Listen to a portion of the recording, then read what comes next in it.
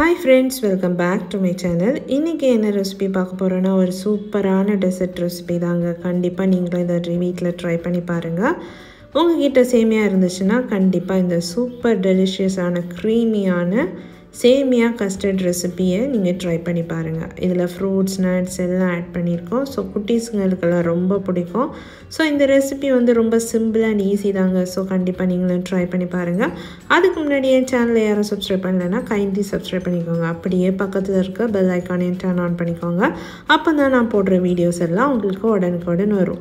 இப்போ வாங்க இந்த க்ரீமியான டெலிஷியஸான கஸ்டர்ட் எப்படி செய்யலான்னு பார்க்கலாம். அதுக்கு நான் இன்றைக்கி 500 ml பால் எடுத்திருக்கேன். பாலை நல்லா சூடு பண்ணிக்கோங்க.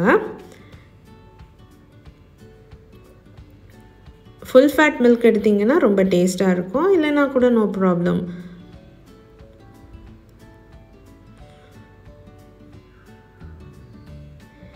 இப்போ இன்னொரு பேனில் கொஞ்சமாக நெய் சேர்த்துக்கோங்க. நெய் நல்லா உருகட்டும்.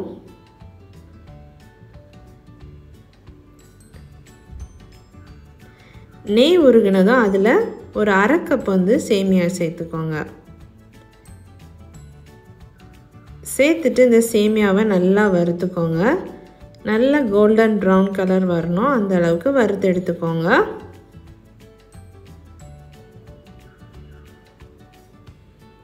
இப்போ நல்லா கோல்டன் ப்ரௌன் வந்துடுச்சு. ஸோ இந்த ஸ்டேஜில் நீங்கள் ஸ்டவ் ஆஃப் பண்ணிடலாம்.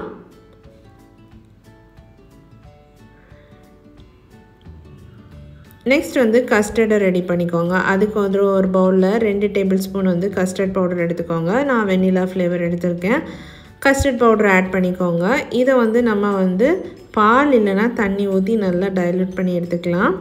நான் பால் ஊற்றுறதா இருந்தால் ஹாட்டான மில்க் ஊற்றக்கூடாது, கோல்டு மில்க் தான் ஊற்றணும். நான் இன்றைக்கி குளிர்ந்த தண்ணி தான் ஆட் பண்ணியிருக்கேன், கோல்டு வாட்டர் தான் ஆட் பண்ணியிருக்கேன். ஆட் பண்ணி அதை நல்லா மிக்ஸ் பண்ணிக்கோங்க. லம்ஸ் எதுவும் இல்லாமல் நல்லா மிக்ஸ் பண்ணி எடுத்துக்கோங்க. இப்படி லம்ஸ் எதுவும் இல்லாமல் மிக்ஸ் பண்ணி எடுத்து வச்சுக்கோங்க. இப்போ நம்ம பால் பாயிலிங் கண்டிஷனில் வந்துடுச்சு. ஸோ இதில் நம்ம இந்த சேமியாவை ஆட் பண்ணிடலாம். நம்ம வறுத்து வச்சுருக்கிற சேமியாவை இது கூட ஆட் பண்ணிக்கோங்க. ஆட் பண்ணிவிட்டு நல்லா மிக்ஸ் பண்ணிக்கோங்க. சேமியா நல்லா வேகணும். கொஞ்சம் அடி பிடிச்சிடாமல் நல்லா கிளறி விட்டுக்கோங்க. சேமியா நல்லா வேகணும். வெந்துச்சுன்னா ஒரு மாதிரி கிளாஸி ஆகும், இல்லைனா டபுள் த சைஸ் போட்டதோட கொஞ்சம் கூட சைஸ் இன்க்ரீஸ் ஆகிருக்கும். ஸோ அந்த ஸ்டேஜ் வரை நம்ம இதில் போட்டு நல்லா மிக்ஸ் பண்ணிக்கணும்.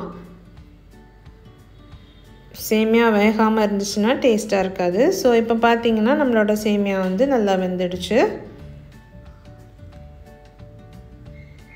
கொஞ்சம் டிரான்ஸ்பரண்டாக இருந்த மாதிரி இருக்கும் வெந்துச்சுன்னா. ஸோ சேமியா நல்லா வெந்துடுச்சு.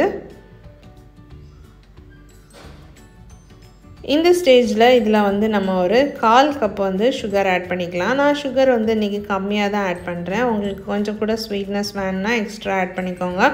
பிகாஸ் நம்ம இதில் ஃப்ரூட்ஸ் அண்ட் டேட்ஸ் எல்லாம் ஆட் பண்ணுறதுனால சுகர் நான் இன்றைக்கி இதில் கொஞ்சம் கம்மியாக ஆட் பண்ணியிருக்கேன். இப்போ இது கூடவே நான் நட்ஸ் ஆட் பண்ணிக்கிறேன். அதாவது பாதாமும் கேஷ்யூ நட்ஸும் ஆட் பண்ணியிருக்கேன். சாப் பண்ணி ஆட் பண்ணிக்கோங்க. இது கூடவே 1 டீஸ்பூன் அளவுக்கு ஏலக்காய் பவுடர் போட்டுக்கோங்க. போட்டு எல்லாத்தையும் நல்லா மிக்ஸ் பண்ணிக்கோங்க.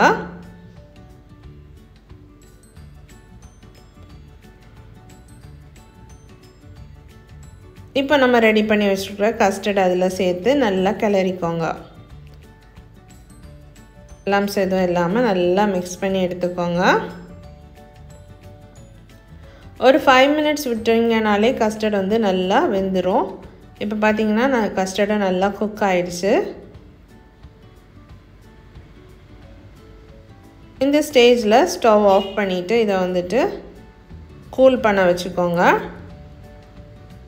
ஈவன் ரெஃப்ரிஜரேட் பண்ணிக்கலாம். இப்போ இன்னொரு கிளாஸில் நம்ம இது ஃபஸ்ட்டு கொஞ்சமாக பொமக்ரானட் ஆட் பண்ணிக்கலாம். ஃபர்ஸ்ட் லேயர் பொமக்ரானட் ஆட் பண்ணலாம். அப்படி இல்லைனா கூட உங்களுக்கு ஃபர்ஸ்ட் லேயராக நீங்கள் கஸ்டர்ட் ஆட் பண்ணிக்கலாம். அது மேலே இப்போ நம்ம கஸ்டர்ட் ஆட் பண்ணுறோம்.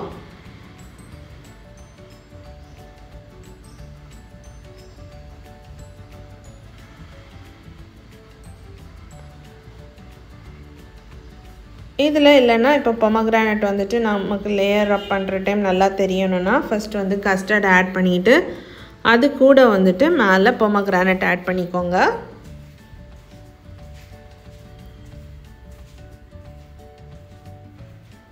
இப்போ இது மேலே வந்துட்டு பொமக்ரானட் ஆட் பண்ணிக்கோங்க.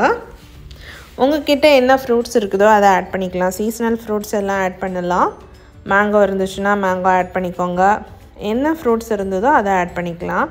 இப்போ இது மேலே வந்து கொஞ்சமாக ஆப்பிள் ஆட் பண்ணியிருக்கிறேன். சாப் பண்ண ஆப்பிள் பீசஸ் ஆட் பண்ணியிருக்கேன்.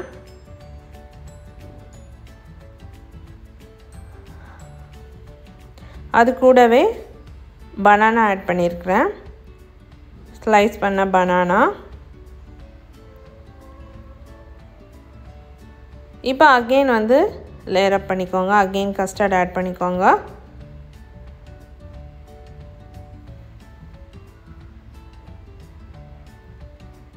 அகெயின் பொமக்ரானட் ஆட் பண்ணிக்கோங்க.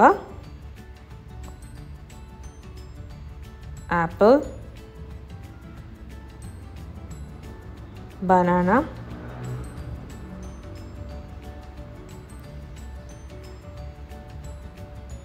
அப்புறம் கொஞ்சமாக சாப் பண்ண டேட்ஸ் ஆட் பண்ணிக்கோங்க. டேட்ஸ் ஆட் பண்ணால் இன்னும் டேஸ்ட்டாக இருக்கும். ஸோ டேட்ஸ் ஆட் பண்ணிக்கோங்க. இது ஆப்ஷனல், உங்களுக்கு வேண்டான்னா விட்டுருங்க. டேட்ஸ் பிடிக்கலன்னா வேண்டாம். ஸோ ஃபைனலாக இப்படி லேயர் அப் பண்ணிவிட்டு ஃபைனலாக கொஞ்சம் பொமக்ரானட்ஸ் போட்டு அதுக்கு மேலே கொஞ்சமாக நட்ஸ் போட்டு சர்வ் பண்ணுங்கள். சில்லாக சர்வ் பண்ணால் ரொம்ப டேஸ்ட்டாக இருக்கும். ஸோ கண்டிப்பாக நீங்களும் இந்த ரெசிபியை ட்ரை பண்ணி பாருங்கள்.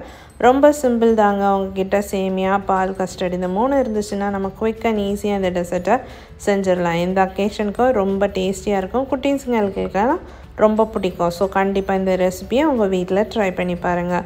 இதே மாதிரி நிறைய ரெசிபிஸ் நம்ம சேனலில் இருக்குது, செக் பண்ணிக்கோங்க. வீடியோ பிடிச்சிருந்துச்சுன்னா மறக்காமல் என் சேனலை லைக் பண்ணுங்கள், ஷேர் பண்ணுங்கள், சப்ஸ்கிரைப் பண்ணுங்கள். தேங்க்யூ.